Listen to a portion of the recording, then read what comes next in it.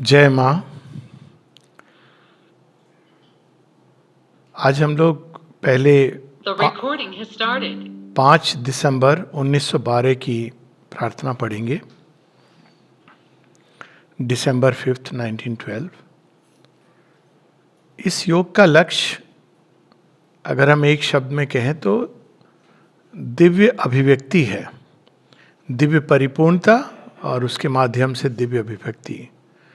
क्योंकि श्री अरविंद के योग दर्शन में ये संसार कोई छल, माया, प्रपंच उसके लिए नहीं बना है। यहाँ पर है, प्रपंच है, छल है, सब है।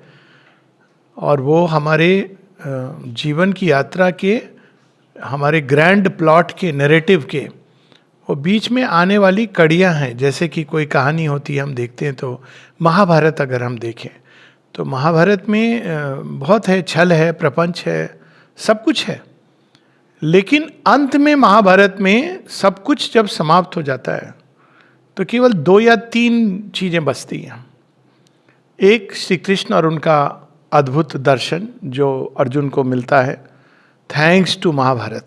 क्योंकि कुरुक्षेत्र के युद्ध क्षेत्र में जब अर्जुन खड़े होते हैं तो एक पॉइंट आता है जब वो पूछते हैं कि हे केशव आप कौन हैं। दूसरा, गीता का ज्ञान मिलता है अद्भुत, थैंक्स टू महाभारत। तीसरा, भारत एक राष्ट्र के रूप में स्थापित होता है, थैंक्स टू महाभारत। और ऑफ कोर्स अर्जुन सबके एक प्रकार से उसके महानायक के रूप में उभर के आते हैं। तो ये अंत में ये शेष रहती है, बाकी बहुत कुछ होता है। तो उसी प्रकार से संसार में बहुत कुछ होता है, टर्बुलेंस होता है, टर्मोइल होती है, उथल पथल, ये सब उस कहानी का एक हिस्सा है। क्यों है, होना चाहिए, नहीं होना चाहिए, ये एक दूसरी कहानी है, इसको समझा जा सकता है। किंतु ये अवश्य है कि इन सब के माध्यम से भगवान का संकल्प इस संसार में अभिव्यक्त होने की चेष्टा कर रहा है। और उस अभिव्यक्ति का मतलब क्या है? दिव्य अभिव्यक्ति का मतलब है शांति, यूनिटी, एकत्व, एकता, विश्व बंधुत्व, प्रेम, सामंजस्य, ज्ञान, सौंदर्य इत्यादि इत्यादि। लेकिन ये जो मार्ग है, ये इस मार्ग से गुजरता है जिसको हम युद्ध क्षेत्र कहते हैं। किंतु अंत उसका यही है और इस सब को हमको अपने अंदर में धारण करना है। एक वेदों में प्रार्थना है कि इसमें से किस देवता की हम आराधना करें। तो अब कौन से देव की हम आराधना करेंगे? पहले अग्नि की, वायु की। श्री महर्षि अरविंद कहते हैं पहले तुम शांति की आराधना करो, शांति का आह्वान करो। शांति ही वो नींव है जिस पर न्यू क्रिएशन का भवन या नई सृष्टि का मंदिर खड़ा हो सकता है। और कोई भी अगर नींव होगी, एक्साइटमेंट होगा, बहुत सारी चीजें हैं वो होंगी, वो सब होंगी, लेकिन नींव क्या होनी चाहिए? पहली चीज ये, श्री अरविंद बार बार शांति, समता, स्थिरता, शांति, समता, स्थिरता, शांति, समता, स्थिरता, लगभग पागल की तरह हमको रिपीट करना चाहिए। और वो पागल समझदार है जो पहले इन चीज़ों को पाने की चेष्टा करे। क्योंकि यदि शांति नहीं है और ईश्वर की शक्ति अगर उतरने का प्रयास करेगी, माता जी कहती हैं कि बहुत लोग, उनको लगता है कि उनकी कुंडलिनी जागृत हो गई है, और माँ कहती हैं कि 99% कुछ नहीं होता है, ये ग्रेस है। वो अधिक से अधिक प्राण शक्तियाँ उठती हैं और उनको लगता है कि उनकी कुंडलिनी जागृत हो गई है। माता जी की कुंडलिनी का जो अनुभव है वो आई थिंक 1912 में है या 10 में है, मैं भूल रहा हूँ एग्जैक्टली, पर पूरा उनको एक्सपीरियंस होता है, वो सर के बाहर जाना, ये सारे अनुभव उनको होते हैं। तो ये सब वो जानती थी भली भांति। लेकिन वो कहते हैं अगर शांति नहीं है, स्थिरता नहीं है और दैवी शक्ति उतर गई, दिव्य शक्ति की तो बात ही अलग है, तो पूरा हमारा सिस्टम ऊपर से नीचे तक पूरी तरह झकझोर हो जाएगा। हम लोग तो छोटी सी आंधी को नहीं, छोटा सा स्टॉर्म, थोड़े पैशंस का स्टॉर्म होता है, उत्तेजना होती है, आवेग होता है, इनको भी हम नहीं सहन कर पाते हैं। तो भगवान के स्पर्श को वहन करना, वो कौन सा स्पर्श है? सावित्री में एक पंक्ति है, the touch that saves and slays, या the touch that slays and saves, that kills and saves, क्या मार देती है वो? समाप्त कर देती ईगो। और क्या बचा लेती है? हमारी सोल को। तो उसके स्पर्श को वहन करने के लिए बहुत तपस्या साधना की जरूरत होती है। आजकल ये चल रहा है राम मंदिर कल, और सारे समय उल्लास है, पर देखिए बड़ी इंटरेस्टिंग चीज़ है, ये सब हमारे शास्त्रों में ना बड़े इंटरेस्टिंग ढंग से बताई हुई है। अब जो प्राण प्रतिष्ठा के लिए लोग जाएंगे, वो चाहे राजा हो या वो पुरोहित हो या जो भी हो, उसको तैयार करना है अपने आप को। अब यहाँ तो 12 दिन की बात कही गई है। और ये तैयारी क्यों करनी है? आप सोचिए कि एक विग्रह के अंदर भगवान की स्थापना हो रही है, उसका तेज, उसका प्रताप कैसा होगा? मनुष्य उसको सहन कर पाएगा कि नहीं? ही में ब्लो अप। बहुत पहले की बात है कि एक बार रिलिक्स आ रहे थे बैंगलोर में, तो मैं उसमें इन्वॉल्व था, माँ की ग्रेस है, और किसी ने कहा सुना है रिलिक्स आ रहे? मैंने कहा हाँ। तो द्युमन भाई ने तारीख लिखी थी 6 फरवरी 1993, और श्री अरविंद का अराइवल है तो 6 फरवरी। अब 1993 को तो रिलिक्स नहीं आए थे, तो मैंने कहा लेकिन हमको नहीं, 1993 को ही आए फाइनली, और ये 90 या उसकी बात है। तो मैंने कहा आने चाहिए। तो वो कहीं से हम लोगों को वो कागज़ मिल गया लिखा हुआ उनका। तो हम सब माँ के बंदर भालू लग गए काम पे, और कुछ पता नहीं कैसे होगा क्या होगा। माँ की अहेतु की कृपा है कि वो सब पूरा होने लगा, और अब निश्चित हो गया कि 6 फरवरी को रिलिक्स का इंस्टॉलेशन होगा। और वही इस तरह का एक्साइटमेंट, सब लोग बड़े इसमें कि अरे बहुत बड़ी चीज़ है, होने वाली है, और होती है। रिलिक्स की इंस्टॉलेशन बड़ी अद्भुत घटना होती है। मैं इसलिए बोल रहा हूँ क्योंकि ये देखिए, ये जो इसके पीछे सत्य होता है, इन चीज़ों के पीछे केवल एक सेरेमनी फंक्शन नहीं होती है। तो किसी ने मुझे कहा, आश्रम में बहुत वयोवृद्ध थे, उन्होंने कहा रिलिक्स आ रहे हैं, सुना? मैंने कहा हाँ। अब मेरा तो पहला वो अवसर था जब रिलिक्स आने का। तो उन्होंने कहा इट इज़ लाइक फायर, अग्नि की तरह, केयरफुल रहना, इट में ब्लो अप एवरीथिंग। तो मैंने कहा बहुत अच्छी बात है। अब उस समय मैंने ऐसे लिया कि हाँ वो तो है, माँ श्री अरविंद तो परम शक्ति है। आई टुक इट इंटेलेक्चुअली। और माँ की कृपा थी यहीं रिसीव करने के लिए। हम लोग बेंगलोर से आए, ऊपर गए श्री अरविंद के कक्ष में। जब मैंने उठाया है, अब वो तो जो रोना छूटा, मेरा पूरा हाथ ऐसे कांप रहा था, और लोग कह रहे थे क्योंकि वो कांप रहा है, ऐसा लग रहा है कि वो मतलब गिर ना जाए। और जब एक बार हाथ में लिया तो मेरा तो मन ही नहीं किया कि मैं हाथ से किसी और को दूं।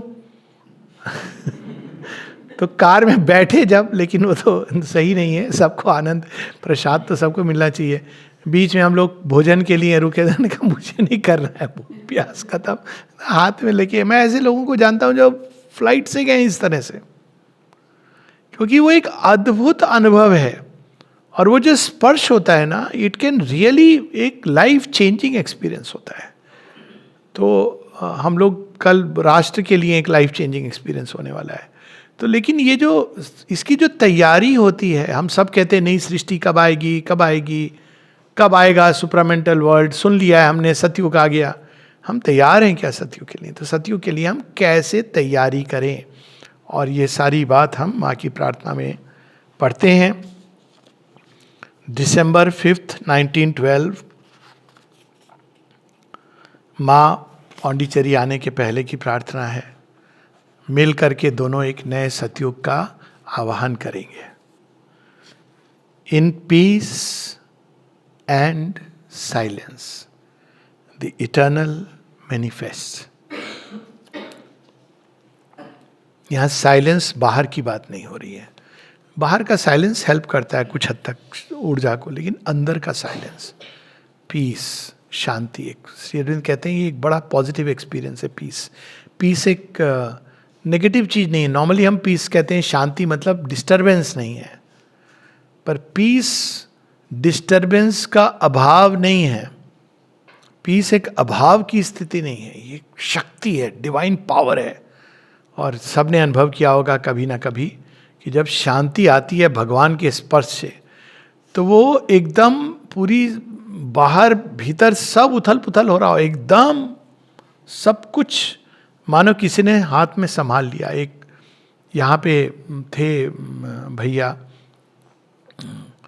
और बड़ी इंटरेस्टिंग स्टोरी है उनका। मस्तिष्क बाद में वो हो गया था, थोड़ा विक्षिप्त सा हो गया था। माँ ने उनको कहा था कि तुम कहीं भटकना नहीं। सुपरमैन की संभावना थी उसके अंदर, स्पेशल ब्लेसिंग पैकेट भी दिए थे जो इस प्रकार के। लेकिन अब होती है, जीवन है, चीज़ें आई जिस भी दिशा में गए, तो एक समय उनका हार्ट ब्रेक हुआ। हार्ट ब्रेक होता है लोगों को, लेकिन अब ये बहुत सेंसिटिव भी थे, रोने लगे, खूब रोए।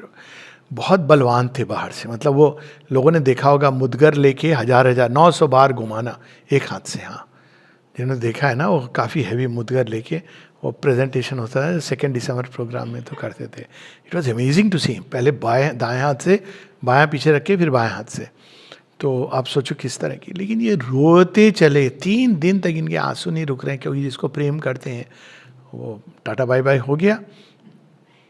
तीसरे दिन उनके पास भगवान शिव प्रकट होते हैं। उनके अंदर ये फैकल्टी थी और शिव उनके आराध्य थे। तो शिव आते हैं और पूरा उनको, और जैसा डिस्क्राइब करते हैं एग्जैक्टली जैसा माँ ने डिस्क्राइब किया कि टॉल, सीलिंग तक उनका सिर छू रहा है और लौह वर्ण है उनका, उस प्रकार का। और वो देखते हैं बड़ी करुणा से, सिर पे हाथ रखते हैं और कहते हैं, माँ जगत जननी तू काहे को रोता। यही वर्ड उन्होंने बोला, माँ जगत जननी तू काहे को रोता, माँ जगत जननी तो काहे को रोता। 3 बार ये कहा और अंतर ध्यान हो गए। और वो कहते कि उस समय मुझे इतनी शांति और इतना आनंद अंदर आया कि अब 3 दिन वो शांति और आनंद में चले गए। मतलब अब उनको कुछ नहीं कर पा रहे, क्योंकि he is feeling so peaceful and blissful. This is the power of peace. शांति एक केवल ये नहीं कि डिस्टर्बेंस नहीं हो। हम लोग वैसे शांति ढूंढते हैं कि अरे थोड़ी देर हम शांत हो जाएं, कोई डिस्टर्ब ना करे। डिस्टर्ब करने वाले तो हम स्वयं हैं, दूसरा कोई नहीं है। कोई डिस्टर्ब नहीं करता, हम स्वयं को डिस्टर्ब करते हैं या होने देते हैं। दूसरा एग्जाम्पल है, जब श्री अरविंद बैठे हुए हैं, लिख रहे हैं, माता जी बताती हैं कि जब वो आती हैं कि बहुत साइक्लोन आ रहा है, कि अंदर में पता नहीं क्या आ रहा होगा, तूफान, देखती हैं कि खिड़कियां खुली हैं, श्री अरविंद टेबल पर लिखते जा रहे हैं और एक बूंद पानी के अंदर नहीं आ रही है। इतनी ट्रेमेंडस पीस अभी भी लोग अनुभव करते हैं। In peace and silence the eternal manifest. शोर शराबा, धूम धड़का, ये सब एक लेवल पर अपनी एक इस चीज़ों की गति है, क्योंकि मनुष्य प्राण बनते हैं अधिकतर लोग, तो उनको तो प्राण से ही पकड़ते हैं किसी चीज़ को। लेकिन अगर हम चाहते हैं भगवान की अभिव्यक्ति में, मैनिफेस्टेशन में सहायता करें, तो सबसे पहली चीज़ है शांति और नीरवता अंदर में, अंदर की noise. Allow nothing to disturb you and the eternal will manifest. क्या एश्योरेंस है, विल। और लोग कहते हैं हाँ लेकिन हम कैसे डिस्टर्बेंस ना आने दें। बड़ी सिंपल चीज है, 2-3 उपाय हैं, नुस्खे। एक नुस्खा, जब कोई चीज डिस्टर्ब कर रही है तो ये कम से कम माँ मेरे साथ खड़ी है, फिनिश्ड। फिर उसके बाद क्या भय होगा, किस बात का डिस्टर्बेंस होगा। दूसरा, तरंग है, चली जाएगी। अपने अंदर में कोई द्वार खोले, तरंगे हैं, चली जाती, इसमें हम पकड़ के बहने लगते हैं तो समस्या होती है। दैट इज द प्रॉब्लम, कि हम उसमें बह जाते हैं। अब उस समय हमको बहने की जगह स्टेप बैक करना है। वो तरंग आएगी, सुनामी आ रही है, आप खड़े होकर देख रहे हैं, वो चली जाएगी। विटनेस बन जाना, साक्षी बन जाना। तीसरा, उस समय और भी अधिक शांति शांति शांति शांति शांति, peace peace peace peace peace peace. माँ की शरणागति, सरेंडर, एक्सेप्टेंस। एक्सेप्टेंस और सरेंडर से कितनी शांति आती है हृदय के अंदर। आप किसी चीज़ से लड़ रहे हो, झगड़ रहे हो, आप नहीं अंदर लड़ रहे हो। फिर एक समय आता है जब आप समर्पण करते हो, माँ जितना प्रयास करना था, कर पा रहा था, हो गया, अब ये आपको दे रहा हूं मैं। कोई भी परिस्थिति हो, acceptance that comes from surrender, तो एक शांति आती है।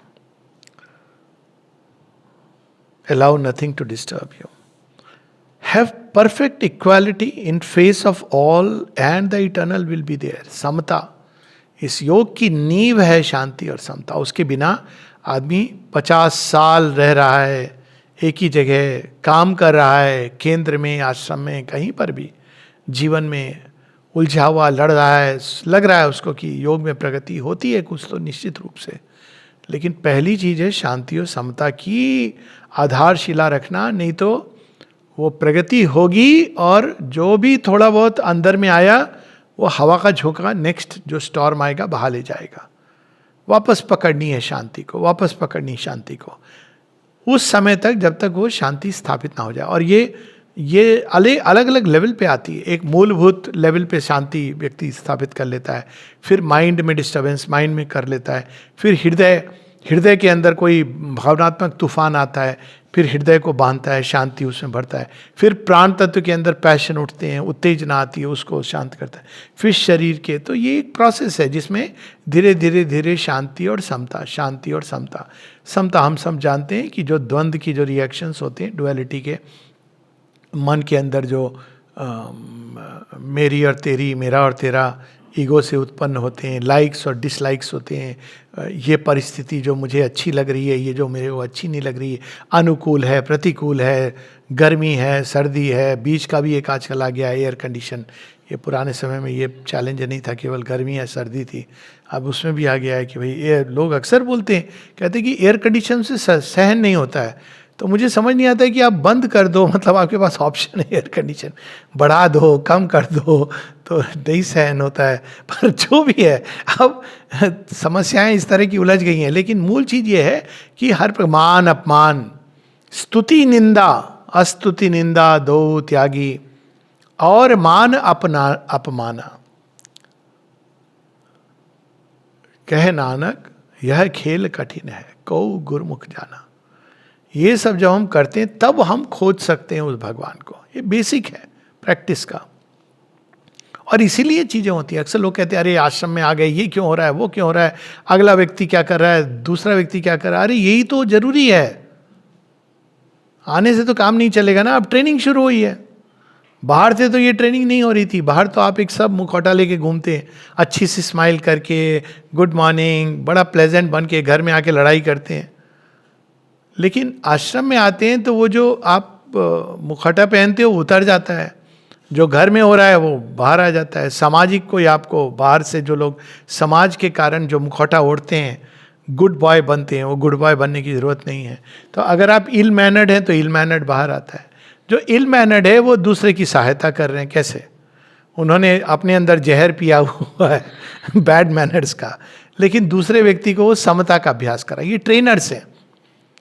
तो ये निंदक नियरे राखिए, कहा ना, ये बड़े यूजफुल लोग हैं, क्योंकि ये ट्रेनर्स हैं हम लोगों की। जब हम मिलिट्री ट्रेनिंग करते थे तो उस्ताद होते, जो हम लोग अफसर होते थे, वो हमसे रैंक में जूनियर होते थे, लेकिन चूंकि वो ट्रेनर है हमको उनकी बात सुननी है, तो रैंक में हमसे जूनियर हैं, लेकिन वैसे उनको काम दिया गया है कि इनको साहब को राउंड लगाइए, बंदूक उठाना सिखाइए, ऐसे गोली चलाना सिखाइए। तो अब हमको उस समय उनको ओबे करना है। हम ये नहीं कर सकते हम अफसर हैं, हम आपकी बात नहीं सुनेंगे, क्योंकि हम नहीं करेंगे तो हमें ही चोट पहुंचेगी। तो ये वैसे ये ट्रेनर्स हैं, ये अपनी साधना कर रहे हैं कि नहीं कर रहे हैं ये उनकी समस्या है, हम लोगों की करवा रहे हैं। माता जी एक जगह कहती हैं कि आश्रम में ये लोग आते हैं दो प्रकार के, केवल कुछ प्रतिशत हैं जो साधना के लिए आए हैं, और अधिकांश फिर कहा माँ क्यों आए? कहते हैं आपको दुनिया का अनुभव देने के लिए, क्योंकि बिना उसके आप नहीं, हम नहीं कर सकते हैं। तो वो भी होना, सारी दुनिया यहाँ पर है, सारा संसार। तो हम लोग लेकिन उलझ जाते हैं क्रिटिसाइज करने में, ये ऐसा है वो ऐसा है। भाई वो बहुत अच्छा काम कर रहा है, उसका काम, जॉब डिस्क्रिप्शन यही है कि इनको ट्रेनिंग कराओ शांति की, तो हमको ऐसे लेके आगे बढ़ना चाहिए। तो हमको समता का अभ्यास करना है। परफेक्ट इक्वालिटी, देखिए परफेक्ट इक्वालिटी का कैसे टेस्ट होता है। अभी कोरोना आया, कितने लोग हिल गए। माता जी जब कोरोना हुआ था, कोरोना से भी वही सेम स्पेनिश फ्लू हुआ था, इन्फ्लुएंजा है दोनों।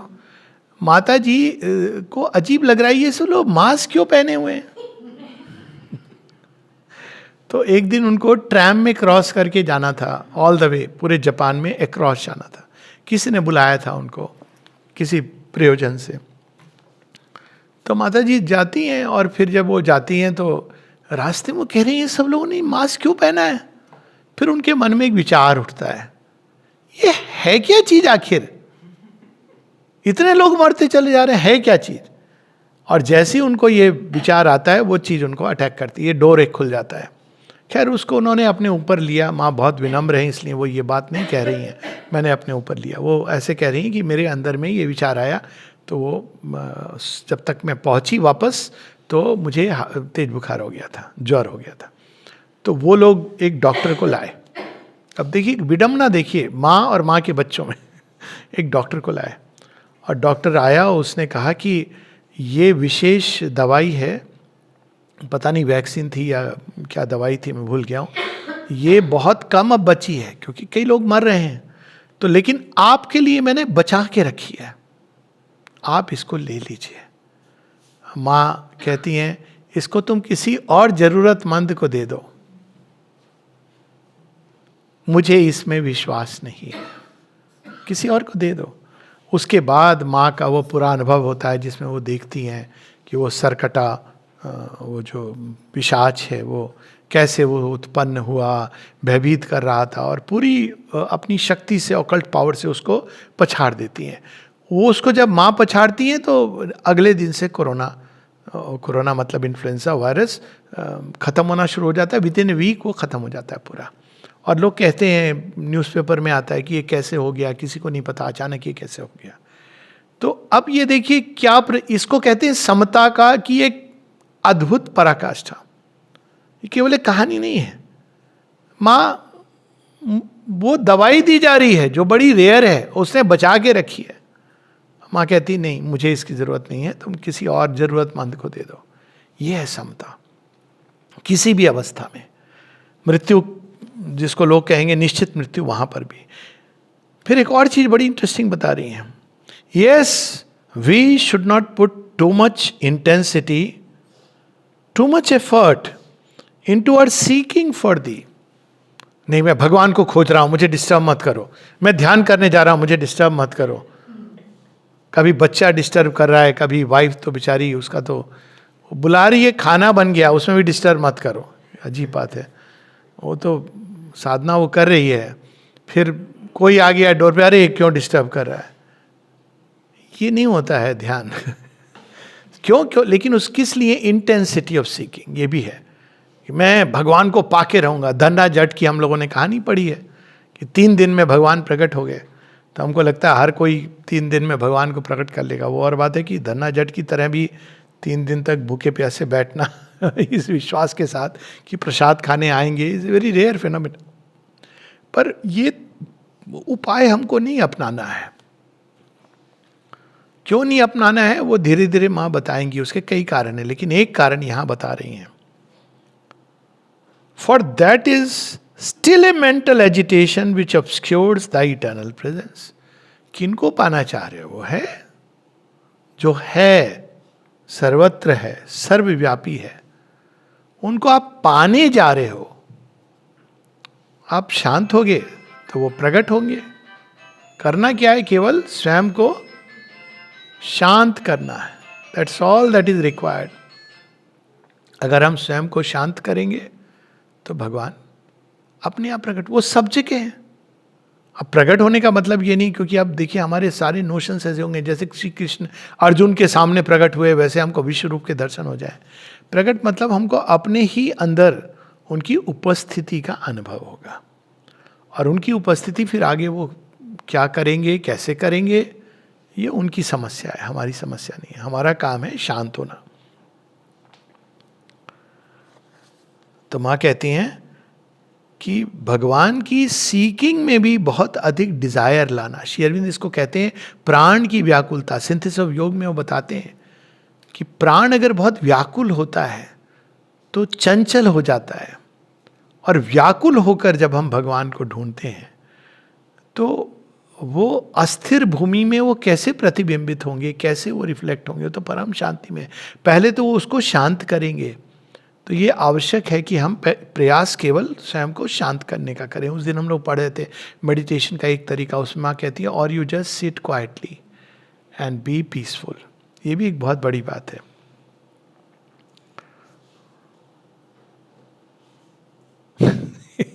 या तो राम नाम से शांत हो जाओ, या राम नाम सत्य है से शांत हो जाओ।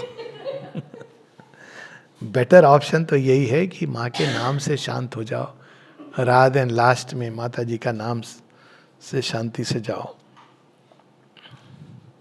It is in the most complete peace, serenity. ये बड़ा सुंदर शब्द है.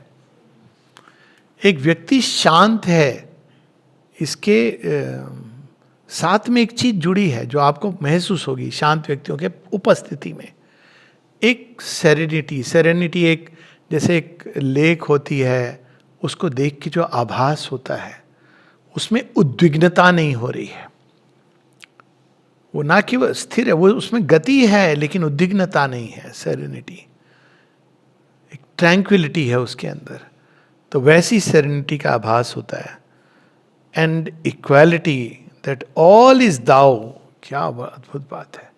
All is thou even as thou art all. कई बार मैंने देखा है, अभी जैसे हुआ, कोई फोन बजता है तो लोग परेशान हो जाते हैं, सब इधर उधर देखने लगते हैं. अच्छा हुआ किसी ने देखा नहीं, नहीं देखना चाहिए. आपने कभी माता जी की टॉक सुनी है? आप देखिए, उसमें कभी अचानक कोई बाहर हॉर्न बज रहा है, कोई और चीज हो रही है, कभी लगता है कि कोई अशांत हो रहा है? कोई अशांत नहीं हो रहा है. होती ये चीजें, इसको इतना इंपॉर्टेंस भी नहीं दे देना चाहिए. इट्स ऑल इज दाउ, और कुछ है ही नहीं उनके अलावा. ये तो हम लोग के अल्टीमेट ट्रूथ क्या है? All is thou, all is thy self. बाकी सब जो चीजें दिख रही है हमारी प्रतीति हैं. अंधकार दिख रहा है, प्रतीति है. अंधकार से बोलो भैया निकालो अपने अंदर जो प्रकाश छुपा हुआ है. मृत्यु दिख रही है, प्रतीति है. मृत्यु से कहो या भगवान से कहो, ये मुखौटा ओढ़ के मत आइए, अच्छा वाला मास्क पहन के आइए. हम नहीं जाएंगे. प्रतीति है. महायुद्ध हो रहा है, प्रतीति है. इसके हृदय में कौन है? कृष्ण है. तो ये जो प्रतीति के पीछे देखना, और किस भाव से हम शांति, समता, स्थिरता ये सब स्थापित कर सकते हैं? इस भाव से कि all is thou even as thou art all. I think कल परसों, शायद कल पोस्ट किया था मैंने, एक माँ कहती जब सब जगह तुमको कंफ्यूजन दिखाई दे, कुछ समझ ना आ रहा हो, ये है कि वो है, ये करूं कि वो करूं, तो माँ कहती उस समय क्या करना चाहिए? माँ कहती उस समय तुमको भगवान की ओर मुड़ के यह कहना चाहिए, सब कुछ तुम ही हो और कुछ भी नहीं है तुम्हारे अलावा. और फिर आगे ऐड करती हैं, all the rest is phantasmagoria. खेल है, चलचित्र है. All is thou even as thou art all. मतलब ये दोनों एक दूसरे के पूरक हैं, सिनोनिम नहीं है. ऑल इज दाउ मतलब हर चीज जो भी दिख रही है, सुन रहे हैं, हमको जो बाहर से समझ आ रही है, इस सब के अंदर हर कण कण में भगवान है. लेकिन जो दिख रहा है उसके बारे में क्या? वह भी अंततः भगवान ही है. दाउ आर्ट ऑल ईसावास्यमिदं सर्वम, उसमें आता है ना क्या? आत्मे वा भूत विजानता. इसको बड़ा श्री अरविंद ने कहते हैं इट्स द अल्टीमेट रियलाइजेशन. तभी तो श्री अरविंद कहते हैं माँ से कि you have gone beyond the rishis of the Upanishad. Upanishad के ऋषियों में ये ईशा उपनिषद का जो ये है, तत्र को मोह का शोका, उसके पहले जो आती है आत्मे व भूत विजानता, जो एक एक चीज को जानता है कि वही ये सब बन गया है. इससे आगे और कुछ नहीं है. इसके आगे आप क्या रियलाइज कर सकते हो? तो माँ कहती हैं कि thou art all. And the least vibration in this perfectly pure and calm atmosphere is an obstacle to thy manifestation. कुछ क्षण केवल शांत बैठ जाना चाहिए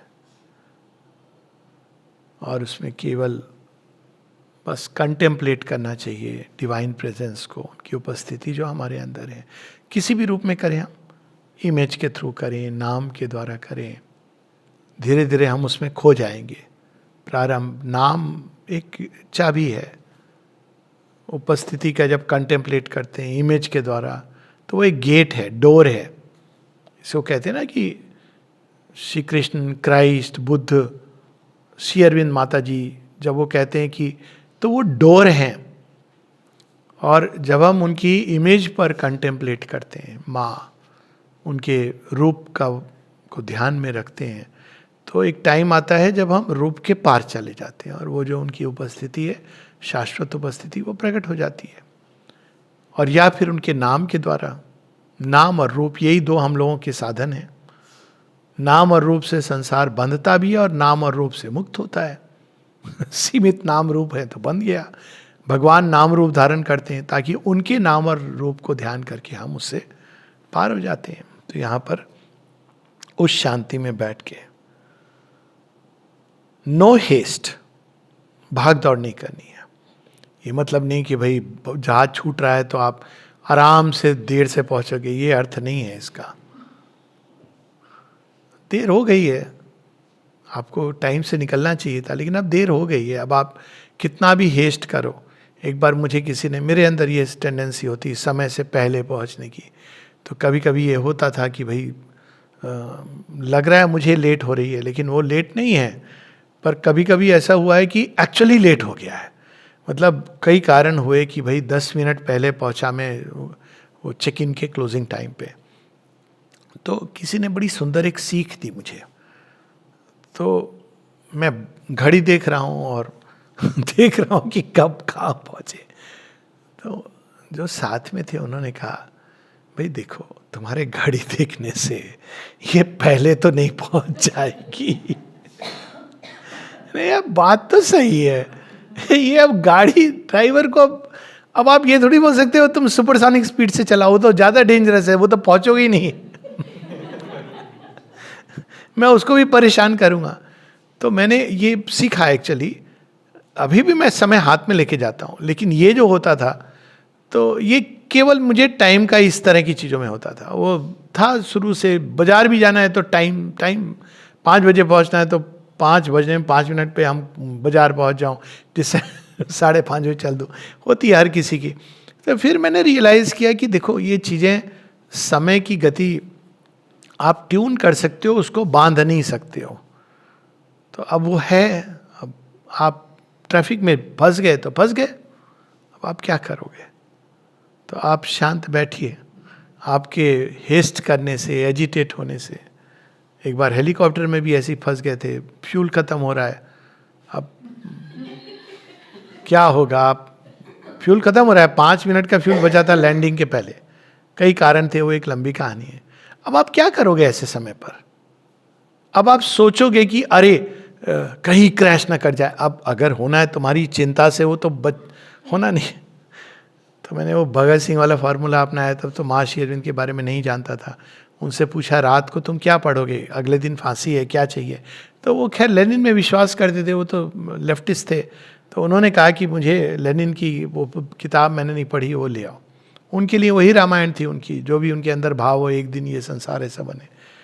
तो फिर मेरे पास वो प्लेटो की रिपब्लिक थी, तो मैंने कहा इसी को पढ़ो, अभी जो होना है होगा।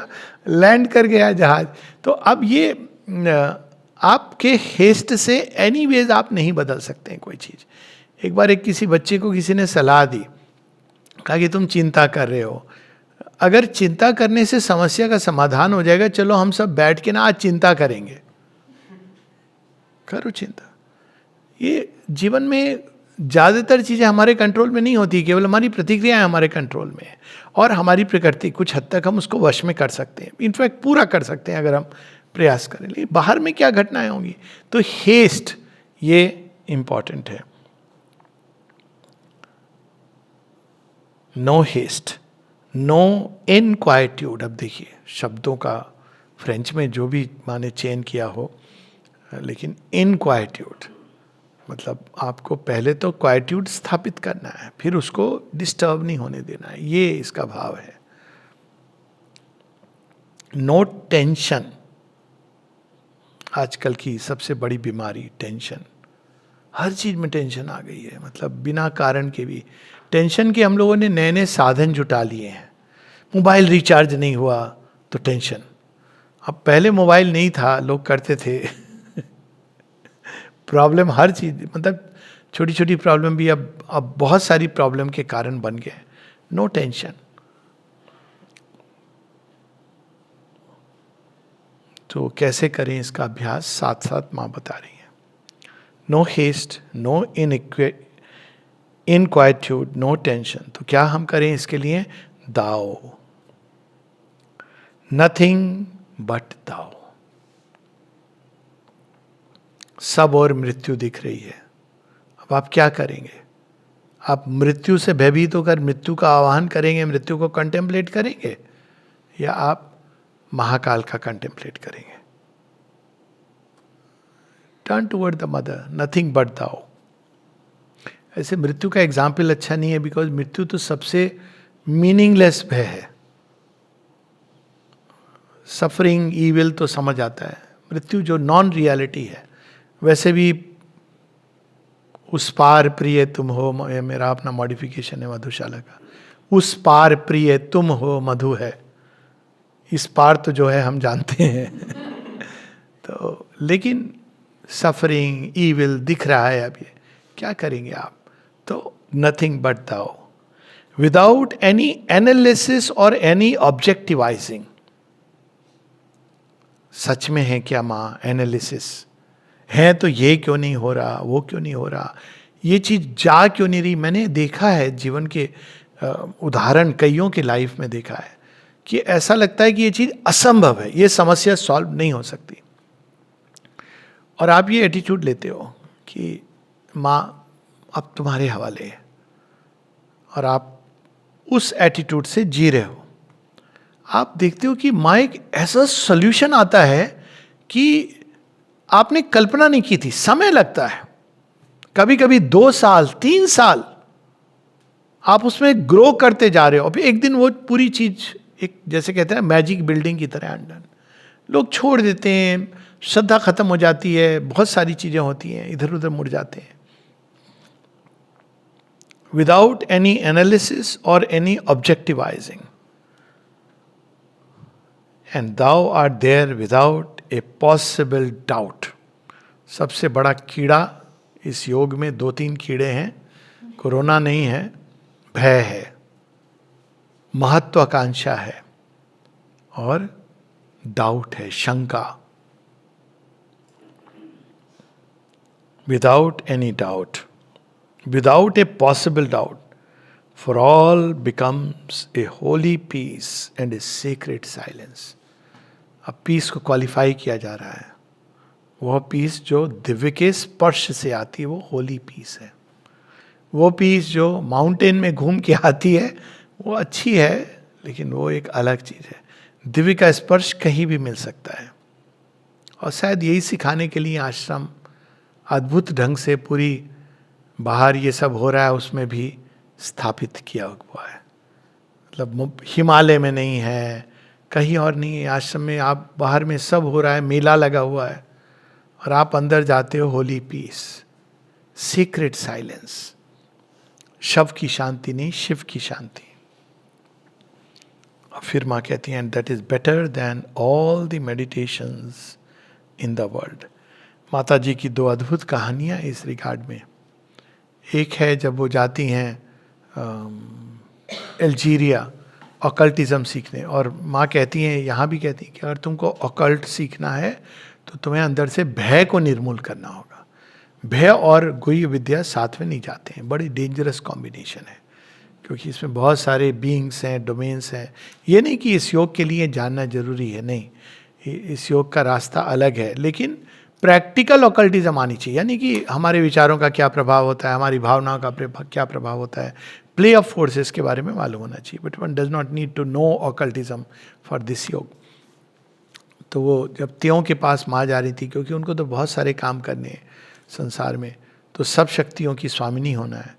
तो वो अचानक बोलता है, देखो ये जंगल अकेली तुम हो और अकेला मैं हूँ, और मेरे पास बहुत सारी शक्तियाँ हैं, बहुत सारी विद्याएं हैं, तुम्हें भय नहीं लगता? माँ कहती भय? हंस करके, मेरे अंदर तो साक्षात सृष्टि के स्वामी हैं. अब देखिए, ये कहानी रामायण की उस कहानी से कम नहीं है. और वो भी त्यों कौन था? He was a asura of death, वहां मां जाती है सीखने के लिए। क्यों? वही सिखाएगा ना अपने रहस्य, सारे सीक्रेट्स उसके पास हैं। Asura of death, mortal world के अंदर जो कुछ है, तो मां स्वेच्छा से जाती हैं। और वहां पे रामायण में क्या कहानी है, माता सीता हैं, अशोक वाटिका में रावण आता है और वही कहता है भय नहीं लगता, भय, तृण उठा के कहती है इसको तो तू पार करके दिखा, तेरी चंद्रहास में इतनी शक्ति है कि नहीं। ऐसी हमारी अवस्था होनी चाहिए। दैट इज कॉल्ड साधना, योग। नॉट ये हमें विजन आ गया, वो विजन वगैरह ठीक है, आते हैं, उस चेतना को एनरिच करते हैं, but that is not the sign. Sign ये होता है कि किसी भी परिस्थिति में हम विह्वल नहीं हो जाते, विचलित नहीं हो जाते, अस्थिर नहीं हो जाते। और उसका तरीका भी माँ ने यहाँ बता दिया है, हर चीज में माँ को देखना, नथिंग एल्स बट दाओ, माँ, केवल माँ। और यदि इस भाव से हम रहें तो सब कुछ एक अद्भुत दिव्य शांति और एक भव्य नीरवता से भर जाता है। And that is better than all the meditations in the world. कितनी अद्भुत बात है। ऑल द मेडिटेशंस, ऐसे ध्यान किया, वैसे ध्यान किया, केवल मां की शांति का आह्वान किया, उनकी शांति में स्नान किया, उनकी शांति में विश्राम किया, उनकी शांति में चेष्टाएं उठी, प्रवृत्तियां उनकी शांति के द्वार से गुजर के गई, कर्म उनकी शांति से भर करके गया। देखिए, लाइफ विल बी ब्यूटिफुल। फिर से एक बार हम लोग पढ़ेंगे, फिर रुकेंगे। December 5, 1912. In peace and silence, the eternal manifests. Allow nothing to disturb you, and the eternal will manifest. Have perfect equality in face of all, and the eternal will be there. भगवान से ये मांगना कि हम ये ना हो, वो ना हो, नहीं। भगवान से मांगो कुछ भी हो, मैं सदैव शांत स्थिर समता में रहूं। जीवन है, कई कारणों से चीजें होंगी।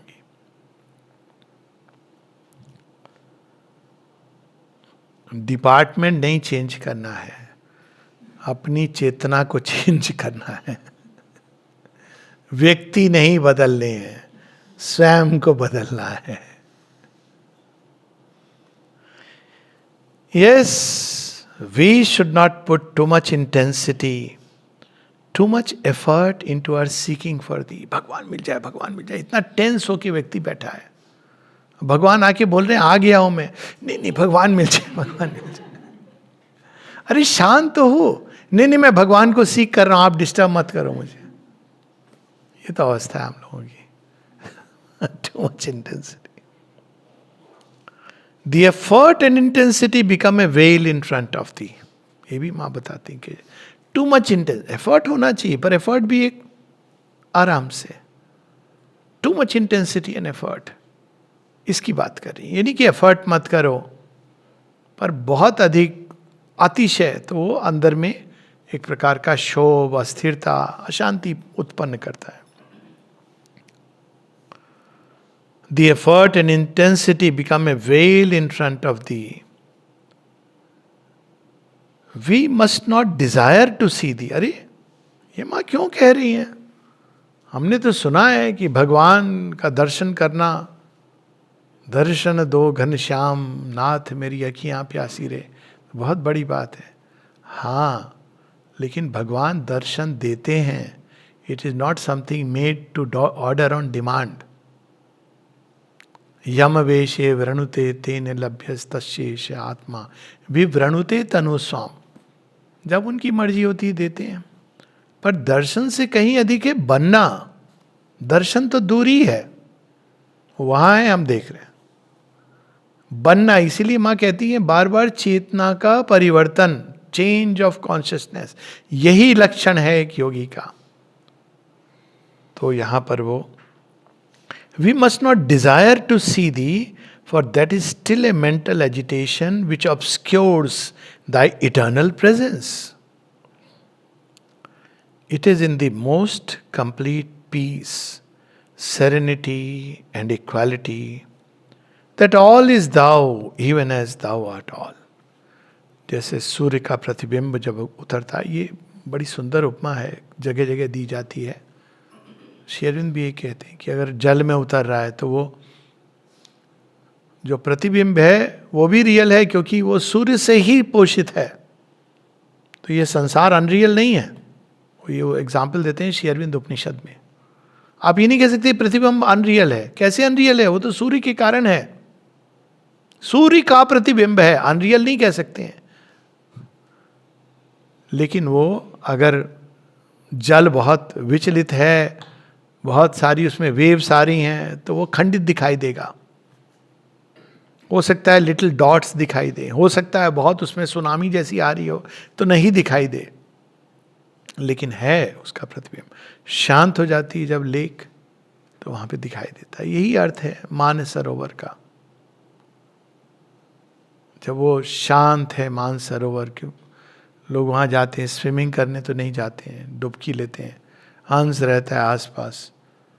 तो शांत मान सरोवर, वहां शिव का स्थल है, वहां पे शिवत्व प्रकट होता है। देखिए कितनी सुंदर है। शिवत्व पर्वत पर है, चेतना के शिखर पर, और सरोवर हमारी सीमित प्रकृति। जब ये शांत हो जाती है तो शिवत्व अपने आप को एक रिफ्लेक्शन के रूप में प्रकट होता है।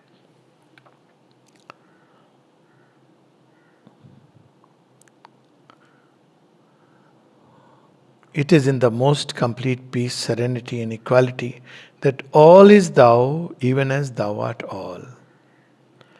And the least vibration in this perfectly pure and calm atmosphere is an obstacle to thy manifestation. No haste,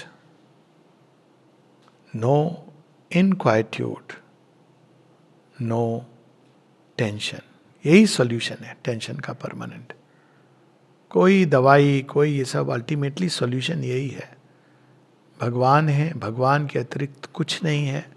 भगवान सर्वत्र है, सब में है। जो मुझे दिख रहा है, जिसको मेरा मन रिएक्ट कर रहा है, ये अच्छा है, ये बुरा है, ये प्लेजेंट है, अनप्लेजेंट है, ये मेरी प्रतिक्रियाएं हैं। और यदि मैं उन प्रतिक्रियाओं को शांत कर दूं तो उसमें भी भगवान दिखाई देंगे। दाओ, नथिंग बट दाओ, without any analysis or any objectivizing.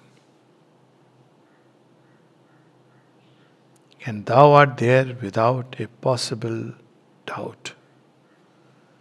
For all becomes a holy presence, for all becomes a holy peace and a sacred silence. And that is better than all the meditations in the world.